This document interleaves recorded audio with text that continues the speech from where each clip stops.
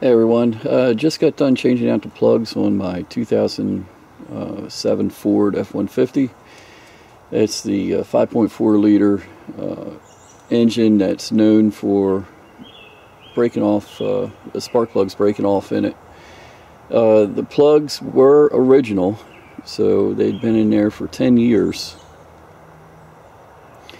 It was running rough, took it to the mechanic, and he gave me a price of $800 to change the plugs. I thought that was outrageous. And he's like, well, chances are we're going to break one or two.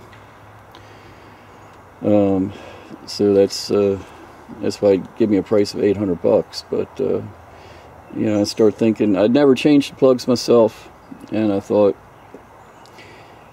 how hard can it be?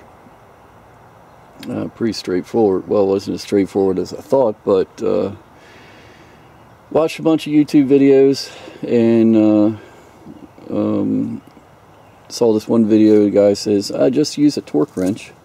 As long as you don't go over 25 foot-pounds, you'll be fine.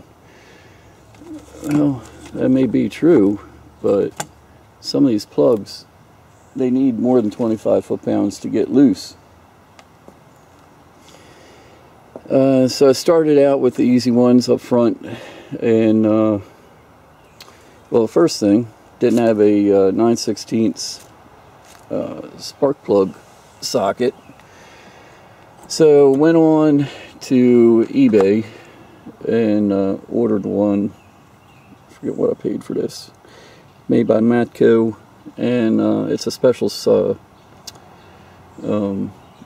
plug socket. It's won't go over 25 foot-pounds, I believe.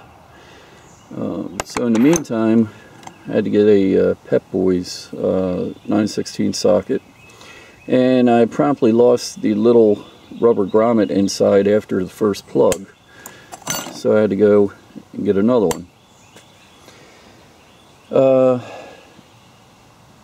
So the way I worked it was, get to the plug, just give it just crack it loose just the slightest bit, maybe 1/8 of a turn. Spray this in it and just let it sit. Just walk away from it for like a couple hours actually, and that seemed to work pretty good. Did the first couple that way. It did the first 3 that way, and then I got to plug number 4 and sprayed it in there. I guess I got a little impatient, started feeling a little cocky, and didn't wait that long and promptly broke the plug off, which made me go back to eBay to get the Lisle broken spark plug remover for 3-valve engines. I think this was 45 or 50, something like that. Worked great. Took out the broken spark plug tip that was down in there. Missed the part where it says to put anti-seize on the part here, which caused me a bit of trouble. Couldn't get the broken piece off of here. It took a lot of effort. Would have been a lot easier if I would have put anti-seize on there, but probably going to put that back on eBay and get my money back, because I really don't see any need for that in the future. Great tool to have. Air compressor with the little blower attachment. It's just a cheap little blower, but it's really great for getting out all the dirt and grime around the plugs, and just comes in really handy. Some other things, nickel anti-seize. I want to go with the nickel because that can withstand the high temperatures, and dielectric grease for the coils. Wasn't having a problem with the coils, but these 3 I changed out. They were all the way back against the firewall. I figured while I'm back there, let me change them out. With them being 10 years old already, since they're so hard to get to.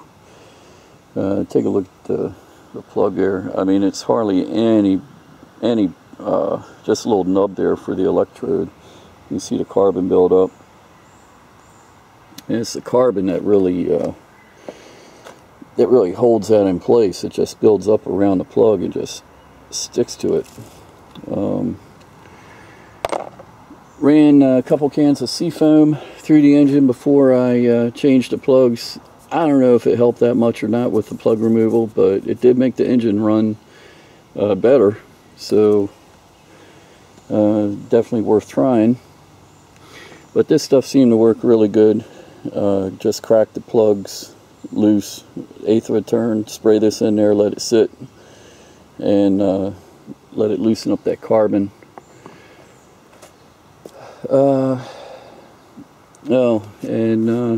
Got to the plugs in the back. Had to take out the computer here. Just took that and a bracket off to give me some room over here. Took a couple pieces off there to get all the way back. Needed an assortment of extensions. A little wrench here with the bent arm really came in handy. Universal joint came in handy, but it's definitely doable. Just make sure to take your time. Oh, and the ones in the back, big piece of pipe. I could not budge those ones in the back at all. So thought for sure I was going to break them off, but put this big piece of pipe on a wrench and cracked it loose and just let it sit forever with some gum out. Sprayed a little PB blaster in there also, and they came out luckily no problem. I only had one break off out of the 8, and that was because I rushed it. So definitely easy to do. Well, not easy, but definitely can be done by yourself if you have some basic tools and a little bit of knowledge. Feel good, save some money, and won't feel too bad about doing it again in the future.